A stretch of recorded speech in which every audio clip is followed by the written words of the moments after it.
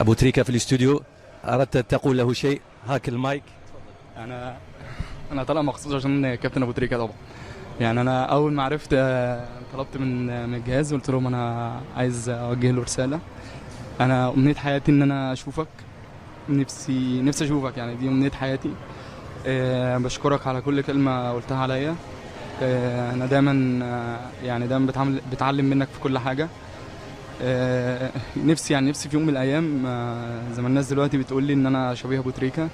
يعني نفسي حتى احاول ابقى ربع ابو تريكه ان شاء الله، باذن الله اقدر اعملها.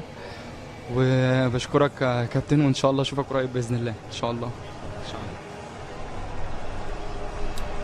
استمعنا لإمام عاشور يوجه رسالة للكابتن محمد أبو تريكة خاصة بين سبورتس للحديث وتوجيه رسالة مباشرة للكابتن محمد أبو تريكة.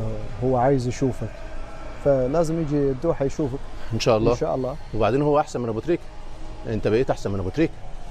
لا ده قدم بطولة كبيرة، ده جاب جولين في كاس العالم. هو فكر عالي، هو فكر عالي. النهارده بدأ ناحية اليمين، جناح ناحية اليمين. في البطولة دي لعب جناح يمين، جناح شمال، في العمق لعب جنب مروان. في كل المراكز اللي لعبها كان مميز فيها.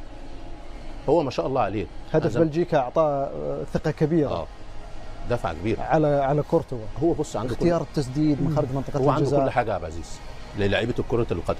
هو بس في سنة انا هبقى اقولها له، في حاجات معينة هبقى اقولها له عليها ان هو لازم يتطور فيها. حتة التحكم في الريتم، ايقاعه سريع طول الوقت، ولازم يقعد مع بركات شويه. دي نقطه برضه هقول عليها بركات، ان هو لازم يتطور فيها. حته الفكر العالي، في احيانا لازم تلعب على فكر اللي حواليك مش فكرك انت. طالما انت فكرك العالي، اقرا الافكار الافكار اللي حواليك، لان في بعض الاحيان اللعيب ذات الفكر العالي ممكن ينزل للي اقل منه فكره. صعب اللي اقل فكرا يوصل للاعلى فكره.